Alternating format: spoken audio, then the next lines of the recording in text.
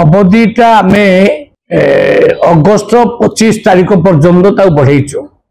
20 तारीख पर्यंत आगुरी थिला 5 दिन बढ़ागला अगस्ट 25 पर्यंत समस्ते रजिस्ट्रेशन कर डिजिटाइजेशन करने 5 दिन दिगला अर्थात 30 तारीख पर्यंत रजिस्ट्रेशन प्रक्रिया पूरा सरी आउ ये प्रक्रिया को आहुरी सरलीकरण करने माननीय मुख्यमंत्री कहले जे केवल सेल्फ डिक्लेरेशन फॉर्म रे साइन करी चाषी माने रजिस्ट्रेशन करें आउ से आरआई मान पाखक जाकि लंबा धाड़ी लगे आवश्यक नहीं तेणु ये प्रक्रिया यही मास माने अगस्त मास शेष सुधा सजीव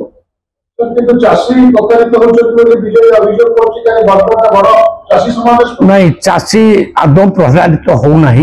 मुझार डाटा देखली जे गत वर्ष एति बेलू 13,79,000 चाषी रजिस्ट्रेशन करथिले आउ ए वर्ष सेटा 13,34,000 पर्यंत जाइछि अर्थात रजिस्ट्रेशन कमी नहीं आउ गत वर्ष 4 दिन पूर्व रजिस्ट्रेशन होइतिला एथर को 4 दिन परे रजिस्ट्रेशन होइछि एवरेज गोटे दिन में 80,000 कृषक रजिस्ट्रेशन करछन्ति तेणु मु भावुचे एथरक जो 17,50,000 कृषक गत थर रजिस्ट्रेशन करथिले ताको मध्य टपी जीवो अधिक चाषी एथरक चाष करछन्ति एवं रजिस्ट्रेशन मध्य